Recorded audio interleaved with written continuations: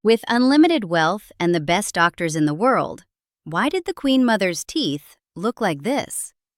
Look at any photograph of Elizabeth Bowes-Lyon from the 1980s onward. The graying, the darkening, teeth that seemed to belong to someone who couldn't afford a dentist, not someone with a civil list allowance of £643,000 a year, not someone whose daughter could write a check for literally any amount. By the time she died in 2002, she'd lost most of them. And here's the thing, she chose that. She had access to the finest cosmetic dentistry on the planet. Crowns, veneers, whitening procedures, full reconstruction if she wanted it. The royal household would have covered every penny. She refused. That refusal tells you something. So does the £4 million in overdraft debt she left behind. So does the nickname her own social circle gave her, Drunken Liz. For decades, the British public was sold a product, the Queen Mum, nation's favorite granny. Warm, accessible, the embodiment of wartime courage and maternal devotion. And if you ever looked at that product and thought, something doesn't quite add up here, you were right. The evidence was always there, hiding in plain sight, on her face. Let's talk about what that evidence actually shows. Elizabeth Angela Marguerite Bowes-Lyon was born August 4, 1900, the ninth of 10 children in a Scottish aristocratic family. Her father, then Lord Glamis, would inherit the earldom of Strathmore in 1904. They had Glamis Castle, a 14th-century fortress the family had owned since 1372, and St. Paul's Waldenbury in Hertfordshire. Comfortable, prestigious, but not royal and not fabulously wealthy by the standards of the highest nobility. The household maintained servants, as all aristocratic homes did. Elizabeth learned from childhood the particular relationship between employer and staff that characterized her class. Servants were present but invisible, their needs and feelings simply not part of the equation. She internalized this early. She never unlearned it. She also learned young how to work a room. Contemporaries noted her ability to make whoever she was speaking with feel like the most important person present. That skill would serve her well. It became, in fact, her primary currency. Prince Albert, Duke of York, first met her at a dance in 1920. Bertie, as his family called him, was 24 years old. He had a severe stammer that made public life genuinely painful. He had none of his older brother Edward's easy charm. What he saw in Elizabeth was what everyone saw, someone who could fill his silences. He proposed in 1921. She said no. He proposed again in early 1922. She said no again. Her reasons, according to friends, centered on reluctance to surrender her freedom to royal constraints. But notice the dynamic this established from the start. She was the prize, he was the supplicant. Queen Mary, Bertie's mother, encouraged his persistence.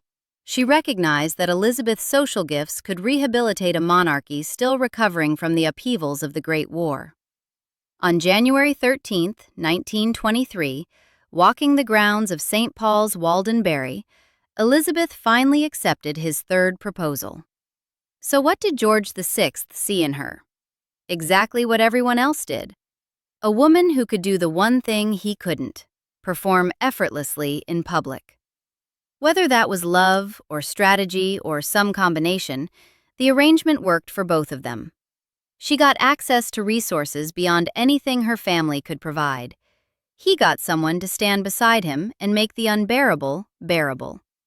The wedding took place at Westminster Abbey on April 26, 1923. Elizabeth was 22 years old and now Duchess of York, wife of the King's second son. The heir to the throne was Edward, Prince of Wales, young, glamorous, expected to marry and produce children of his own. No one anticipated that Elizabeth would ever be queen. The 1920s established her patterns: entertaining, social life, cocktails before dinner, wine with meals, drinks in the evening. Nothing remarkable for her class and time, just how the British aristocracy lived. Princess Elizabeth was born April 21st, 1926. Princess Margaret followed, August 21st, 1930. The Yorks became a family of 4, with Elizabeth raising her daughters with the help of nannies and governess Marion Crawford, while managing their social life. But already, something revealing was happening in the wider Bowes-Lyon family. In 1941, 2 of Elizabeth's nieces, Nerissa and Catherine, daughters of her brother John Herbert, were committed to the Royal Earlswood Hospital for Mental Defectives in Surrey. The Royal Earlswood. Let that name sink in for a moment. A Victorian institution built in 1855, originally called the Asylum for Idiots. By the 1940s, it housed over 1,000 patients in conditions that bore no resemblance to anything Elizabeth experienced in her daily life. Overcrowded wards, minimal personal belongings, patients identified by numbers as much as names. The kind of place families sent relatives they wanted to forget. And here's where it gets uncomfortable. When Burke's Peerage published entries on the family, Nerissa and Catherine were listed as having died in 1940 and 1961. Simple, clean, gone. Except Nerissa actually lived until 1986. Catherine lived until 2014. The family erased them, listed living women as dead to avoid the embarrassment of mental illness in the bloodline. Think about the mechanics of that for a moment. Someone had to provide Burke's Peerage with those false death dates. Someone had to maintain the fiction over decades, while Nerissa and Catherine remained very much alive behind institutional walls. Someone had to decide that protecting the family image mattered more than acknowledging these women existed. How much Elizabeth knew or participated in this decision isn't definitively documented. What's documented is the family's willingness to simply pretend inconvenient people didn't exist. File that away. It becomes a pattern. December 11th, 1936. Edward VIII abdicated rather than give up Wallis Simpson. Bertie became King George VI. Elizabeth became Queen Consort. Their 10-year-old daughter became heir presumptive to the throne. None of them wanted any of it. Elizabeth reportedly harbored resentment toward Edward and Wallis Simpson that lasted the rest of her life. She referred to Wallis as that woman for decades afterward. The abdication had thrust upon her family a burden they hadn't sought, but she also recognized opportunity. The monarchy needed rehabilitation. The public needed reassurance that these replacements were stable, dutiful, worthy. Elizabeth set about providing that reassurance with a determination that would define her public life for 6 decades. And with the crown came resources beyond anything she'd known. The royal household covered her expenses: jewels, clothing, staff, residences. For a woman raised in aristocratic comfort but not royal excess, the change was dramatic. The coronation of George VI took place May 12, 1937, and from that moment forward, Elizabeth never had to think about money again, which meant she never did. Yes, the upper classes drank in that era.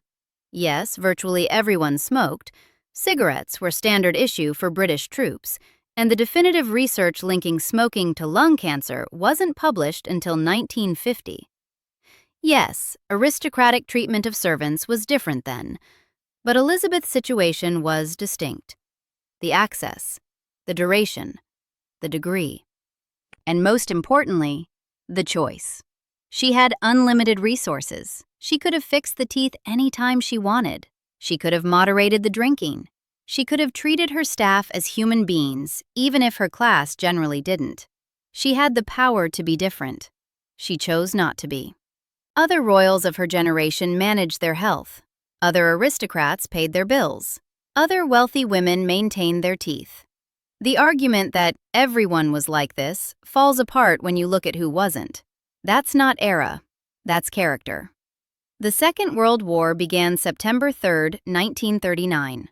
For Elizabeth, those years would create the mythology she rode for the rest of her life. The King and Queen stayed in London through the Blitz. Buckingham Palace was bombed on September 13, 1940. Elizabeth's response became legendary. She reportedly said she was glad the palace had been hit because now she could look the East End in the face. Whether spontaneous or calculated, those words established her as a figure of wartime solidarity. The image of the Queen in her pastel coats and pearls, picking through rubble to speak with bereaved families, became iconic.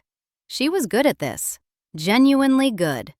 The warmth, the interest, the apparent compassion she could turn it on for crowds and cameras with seemingly no effort. The royal couple visited bombed neighborhoods, factories, military installations throughout the war. Elizabeth perfected a particular style of public engagement, warm, interested, apparently genuinely moved by the suffering she witnessed, while maintaining the composure expected of royalty. Every appearance was a performance, and she gave flawless performances. But even during wartime rationing, the royal household maintained standards ordinary Britons couldn't imagine. While families scraped by on ration books, Elizabeth developed a taste for the best of everything: champagne, fine wines, elaborate meals. The privations of war didn't diminish those preferences, they sharpened them. She learned during those years that her public image and her private reality could diverge completely, and no one would call her on it. That lesson stuck. George VI's health began visibly declining in the late 1940s. In 1948, doctors diagnosed arteriosclerosis, and he underwent a lumbar sympathectomy to improve circulation to his legs. By 1951, the diagnosis was grimmer: lung cancer. Surgeons removed his left lung on September 23, 1951. He died in his sleep at Sandringham on February 6, 1952. 56 years old. Elizabeth was a widow at 51. The specific question of whether his doctors asked her to help him quit smoking and whether she made any effort remains speculation rather than established fact.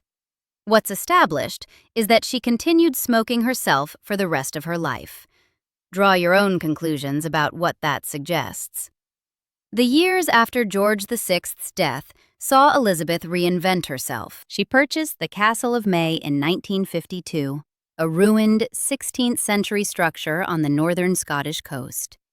The purchase price was approximately £100, cheap even then because of the ruin's condition. But the restoration cost significantly more, and the ongoing maintenance, the staff, the entertaining, the upkeep of a 16th-century castle in one of Britain's harshest climates would drain resources for 50 years.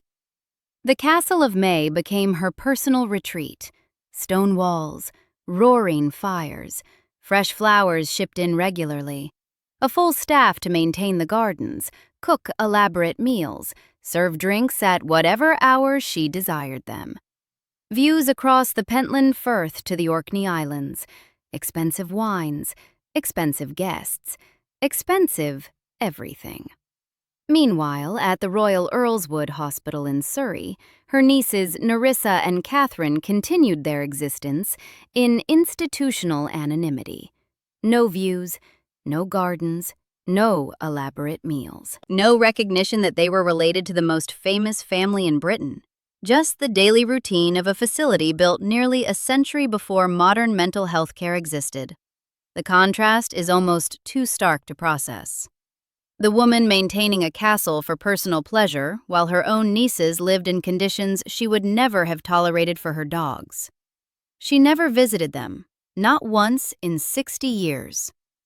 Elizabeth also established her household at Clarence House in London, with staff arrangements that would serve her for the next 5 decades.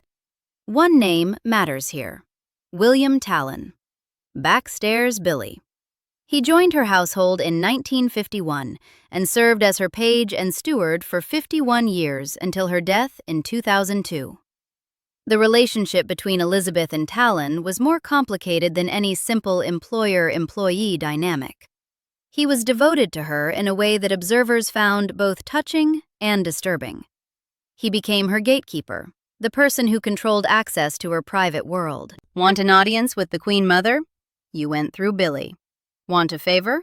Billy could help, or Billy could ensure you never got close to her again.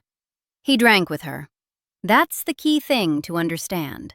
The gin and Dubonnet before lunch, the wine with meals, the drinks continuing through the afternoon and evening.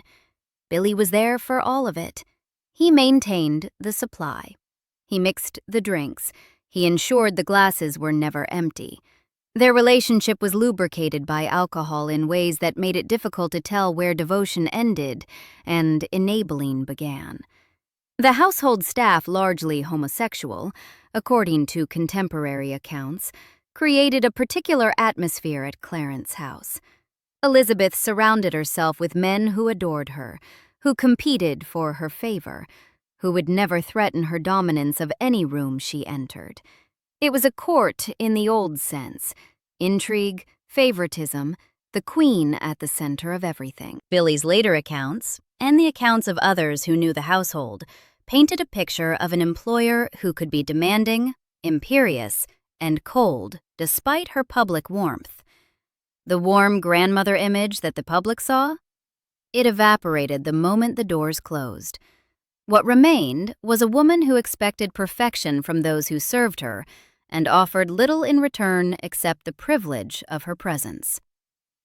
The 1960s and 1970s saw the gradual construction of the public image that would define Elizabeth for the rest of her life. The Queen Mum, the nation's grandmother, a figure of warmth and accessibility who represented an older, gentler version of Britain. The image was not entirely manufactured. Elizabeth possessed genuine charm and social skill that made her public appearances successful. But the gap between the curated public persona and the private reality grew wider during these decades. Royal correspondents who maintained access understood the unspoken bargain: favorable coverage in exchange for continued access to the royal family. Subjects like the Queen Mother's drinking, her treatment of staff, and her escalating debts were simply not discussed in mainstream coverage. The palace controlled the narrative. Journalists who wanted invitations to garden parties and tips on royal stories learned what not to write. The result was a decades-long PR campaign that made Elizabeth seem almost supernaturally beloved. Every public appearance was photographed. Every wave and smile was captured. The warm grandmother image was reinforced so relentlessly that questioning it felt almost treasonous. Behind the scenes, the reality was less heartwarming. Her spending during these decades consistently exceeded her income. The civil list allowance increased by the 1970s. It had reached approximately £95,000 annually. But Elizabeth's expenses grew faster. Entertaining at Clarence's house and the Castle of May required staff, food, wine, flowers. She maintained an extensive wardrobe of the pastel coats and elaborate hats that became her signature look. She pursued her passion for horse racing with an enthusiasm that bordered on obsession, maintaining horses at significant annual cost. She purchased art. She purchased antiques. She purchased whatever caught her eye, apparently without reference to whether she could afford it. She reportedly saw no reason to economize and no connection between her expenditures and their sources. The money came from somewhere. It always had. Why would it stop? When money ran short, Coutts Bank extended her overdraft. The Queen periodically supplemented her mother's income from private sources. No one told Elizabeth no. No one suggested she might need to cut back. The debt accumulated quietly while the public image gleamed. Staff who served in the household during these years would later provide accounts of Elizabeth's private demeanor that contrasted sharply with her public image. The warmth that she displayed to crowds and dignitaries could evaporate entirely in private settings. Servants reported cutting remarks, coldness, an expectation of invisible, perfect service that treated their humanity as irrelevant. The household operated on the assumption that staff existed to serve, not to be acknowledged as people with their own needs and feelings. The phrase, nasty piece of work, has been attributed to staff members. Tracking the specific origin proves difficult. Royal employees are reluctant to speak on record. They sign confidentiality agreements. They fear losing pensions. They know the palace has long arms and longer memories. But the characterization appears repeatedly in accounts from those who served her, spoken carefully, off the record, to journalists they trusted. The play Backstairs Billy, which told the story of William Talon's relationship with Elizabeth, generated what was described as palace anger when accounts emerged characterizing her as problematic. The defensiveness itself was telling. If the warm grandmother image were accurate, why would the palace react so strongly to any suggestion otherwise? Warm in public, cold in private. The smiles and waves for cameras, the cutting remarks for staff. Make of that what you will. The drinking. We have to talk about it directly. Charles Ray, a royal correspondent who covered the family for decades, characterized her consumption as steady rather than excessive. He described her not as alcoholic exactly, but as a devoted drinker. The daily routine, verified by multiple sources who knew the household: gin and Dubonnet before lunch, wine with meals, drinks continuing through the afternoon and evening, unchanged for decades, uninterrupted by widowhood or age or any consideration of health. The gin and Dubonnet became so associated with her that it was practically her signature cocktail. Staff knew to have it ready. Visitors knew to expect it. The drinking was not hidden. It was simply not discussed. A polite fiction maintained that the Queen Mother enjoyed a drink now and then, as anyone might. The reality was more systematic than that. The nickname Drunken Liz circulated among those who knew her habits. Not tabloid invention, not malicious rumor. The name her own social circle used. Palace anger reportedly erupted when accounts emerged characterizing her as an insane drunk. The characterization was perhaps extreme, but the defensiveness revealed how sensitive the topic was. The official position was that any suggestion of drinking problems was slander. The unofficial reality, known to everyone in her circle, was different. And the effects showed. On her face, on her teeth, on her judgment about money and people and priorities.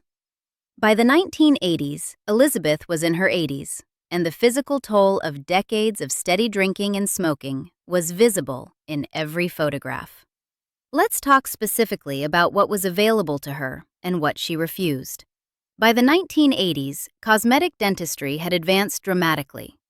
Porcelain veneers, thin shells bonded to the front of teeth to cover discoloration, had been refined through decades of development. The procedure was routine for wealthy patients. A skilled cosmetic dentist could transform a smile in a matter of appointments. Crowns could replace severely damaged teeth entirely. Bridges could fill gaps. Professional whitening could address staining that home remedies couldn't touch. For patients with extensive damage, full mouth reconstruction was available, a comprehensive approach that could replace every visible tooth with pristine prosthetics. The royal household maintained relationships with the finest dental practitioners in Britain. The Queen's own dentist would have been available at a word. Cost was not a factor. The civil list covered medical and dental care. Access was not a factor.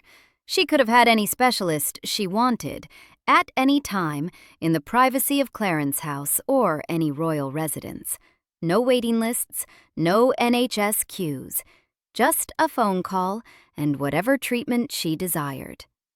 By the mid-1980s, her civil list allowance had reached approximately £320,000 annually. By the end of her life, roughly £643,000 per year. Money for teeth was not the issue. She chose not to pursue any of it. Dental professionals examining photographs have suggested various explanations for the discoloration. Tetracycline antibiotics, commonly prescribed from the 1950s onward, can cause permanent staining, but given Elizabeth's age when those antibiotics became widely available, that explanation has limitations. She was already in her 50s when tetracycline came into widespread use. Heavy smoking causes staining. Ordinary decay causes darkening. Simple neglect causes deterioration. But here's the thing about the makeup. The inch of makeup reportedly covering her face by the end of her life, it couldn't hide the teeth. You can cover skin, you can smooth wrinkles, you can create an illusion of health and color where neither exists. But the moment you open your mouth to smile, and she smiled constantly in public, it was part of the performance. The teeth are there. No amount of foundation covers dental neglect. No powder conceals decay. The makeup was the tell. She cared enough about appearance to spend hours being painted before public appearances. She didn't care enough to fix the one thing the paint couldn't hide. Why? We can only speculate. Perhaps vanity of a particular kind, the refusal to admit she needed help. Perhaps simple stubbornness. Perhaps the same disconnect from reality that let her spend £4 million she didn't have. But the refusal suggests something about how she saw herself versus how she wanted to be seen. The public image was maintained through willpower and makeup, not through actually taking care of herself. The performance was everything. The reality behind it was allowed to rot. The story of her hidden nieces became public in 1987 when a journalist discovered that Elizabeth Bowes-Lyon, listed as dead since 1940 in Burke's peerage, was actually alive. Had been alive the whole time, institutionalized since 1941. 46 years in a mental institution while her family pretended she didn't exist. Catherine, listed as dead since 1961, was also still alive. The revelation exposed everything the family's willingness to erase inconvenient relatives from official records, to pretend living human beings simply didn't exist, rather than acknowledge mental illness in the bloodline. Burke's peerage, the official record of British aristocracy, had published false death dates. The family had provided those dates. They had deliberately lied. By 1987, Elizabeth had spent 35 years maintaining the Castle of May, 35 years of staff, flowers, wines, entertaining, 35 years of civil list payments and overdrafts, and the Queen bailing her out. 35 years of living in luxury while her nieces lived in an institution that still bore the legacy of Victorian attitudes toward mental disability. She could have visited. She could have ensured they had better care. She could have, at minimum, acknowledged they were alive. Palace response was minimal. Elizabeth made no public comment. Ever. The woman whose warmth was supposedly her defining characteristic had nothing to say about her own nieces being hidden away and declared dead, while she attended garden parties and drank champagne and accepted the adoration of a nation that thought she was wonderful. That silence tells you more than any statement could have. Let's talk about the money in concrete terms. The civil list allowance grew steadily through the decades. $95,000 in the 1970s, $320,000 by the mid-1980s, $643,000 by the end. Adjusted for inflation, she was receiving more and more each year, explicitly to support her official duties and maintain her household. She spent more, always more.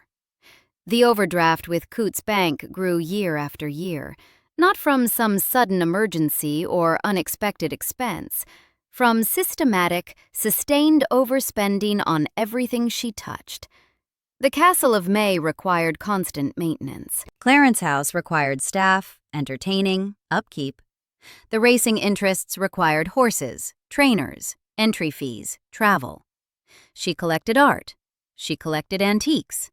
She maintained a wardrobe that required constant refreshing, because the public expected her to appear in those signature pastels, and the cameras remembered what she'd worn before. Every aspect of her life cost money she didn't have. By the time she died, the overdraft with Coots approached £4 million. £4 million in debt, while receiving £643,000 a year from the taxpayer, while her daughter periodically bailed her out from private funds. While staff who served her were expected to maintain standards she couldn't be bothered to pay for. The Queen eventually cleared the debt after Elizabeth's death, taxpayer money, ultimately, absorbed into the royal finances. The nation paid for her champagne, the nation paid for her horses, the nation paid for her art and her antiques and her entertaining. Nation's favorite granny. The 1990s brought milestone birthdays and milestone coverage. Her 90th in 1990, her 95th in 1995, her 100th in 2000, complete with television specials, crowds outside Clarence House, telegrams from world leaders, the full machinery of royal celebration. The coverage was almost universally reverential. The hagiographic treatment continued uninterrupted. Newspapers competed to praise her warmth, her charm, her devotion to duty, her embodiment of British resilience. Behind the scenes, the reality grew bleaker. The overdraft approaching £4 million, the health declining despite or because of her refusal of various medical interventions. She reportedly preferred to manage her declining health on her own terms, which meant largely ignoring it. The makeup grew thicker. The teeth continued deteriorating. The drinking continued unabated. The gap between the public image and the private reality widened until they were barely recognizable as the same person. At the time of her death, according to accounts that emerged afterward, she had lost most of her teeth, suffered hair loss, and had reportedly a full inch of makeup on her face. The physical reality behind the public image had diverged completely. William Tallon continued serving until the end, mixing the drinks, maintaining the household, enabling the performance. 51 years of devotion to a woman who treated him as essential, but never quite as human. The household that had been built around her tastes and preferences would not survive her death. Billy himself died in 2007, 5 years after his mistress, having spent his final years struggling with his own drinking and the loss of purpose her death represented. Princess Margaret, Elizabeth's younger daughter, died on February 9, 2002, at the age of 71. 7 weeks later, on March 30, 2002, Elizabeth herself died at Royal Lodge in Windsor. She was 101 years old. The funeral, on April 9, 2002, demonstrated the success of decades of image management. Over 1 million people lined the route of the funeral procession. Television coverage reached audiences of hundreds of millions worldwide.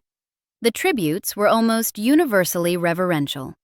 The wartime courage, the devotion to duty, the warmth and charm, the way she made everyone feel special, the pastels and pearls and waves, the nation's grandmother, gone at last.